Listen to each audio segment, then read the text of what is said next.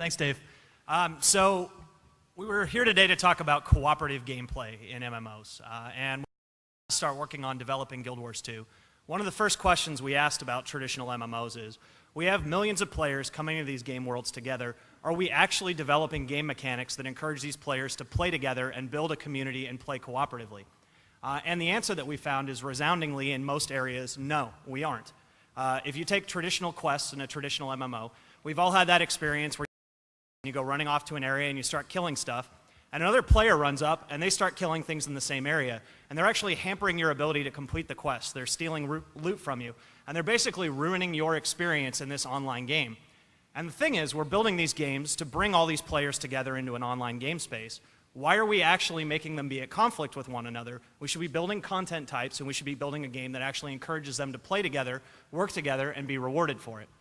So when we started out on Guild Wars 2, one of the first things we decided to do with our core content types in the game is that we were not going to have traditional quests in this game.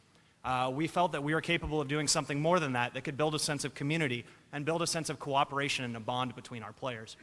So we decided to build our dynamic event system as our core content type for Guild Wars 2. And the way these dynamic events work is they are events that occur in the world, and they can be often part of large event chains.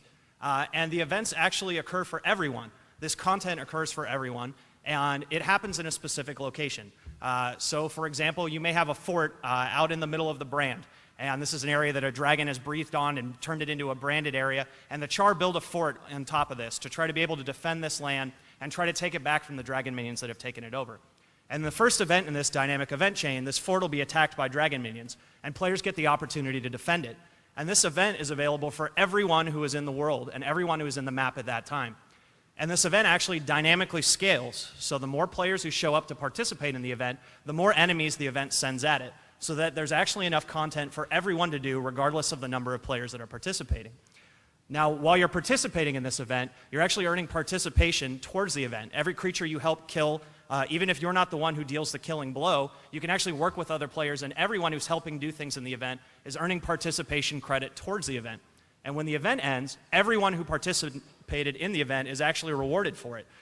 This creates a sense of cooperation for the players and encourages them to play together instead of playing apart from one another. This content actually brings players together in our game world as opposed to pushing them apart from one another. And so what ends up happening, as we've seen on the show floor, as we've seen on our own in-house usability testing, is as players start playing the game, they start running into each other in areas where events happen. And they start playing together, and they start building a sense of community and cooperation with one another. And then they start following each other and running around in the map together. And they may never join a group together, they may never join a guild together, but they end up playing together, and they end up actually being rewarded for doing so. Events get more exciting the more players that are there. There's more content for everyone to do, and it doesn't actually harm your experience. You actually want to be around other players in our open world as opposed to not having them around. Now, we've also carried this core second type of content, which is our personal story. And the personal story is your character's story in our world. This is on par with what you would find in a fantastic single-player RPG. This is putting that RPG back into an MMORPG. And the idea is when you create your character, you fill out a biography, and that biography has you answering questions about who your character is in the world. Did you come from the city streets? Were you a commoner? Were you a noble? Were you a member of the Ash Legion, the Iron Legion, or the Blood Legion? And based on the choice that you make, that actually determines the storyline that your character is going to get to experience in the game. But rather than limit that storyline to just you can bring your friends along with you to participate and help you with your personal story, and you can go along with them and help them on their personal story.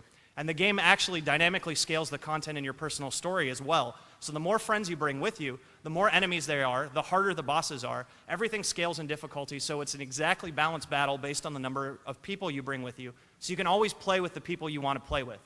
Another thing that we've done to help with this is we have a sidekicking system in Guild Wars 2 that basically allows you to, if John is level 70 and I'm level 2, John doesn't have to make a new character to come play with me. He can take his existing character, he can go to where I am in the world, and the game will actually sidekick him down to level 2. So he can play the character he wants to play, as opposed to being restricted and having to go back and make a new character.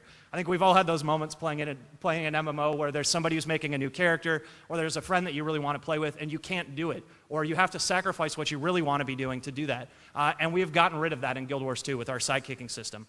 So you can always play with the people you want to play with.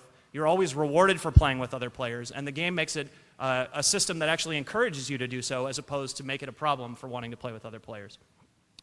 So the last thing on a kind of high level from the content side that we've done is we've actually set up the base rules for killing creatures to help build a sense of community as well.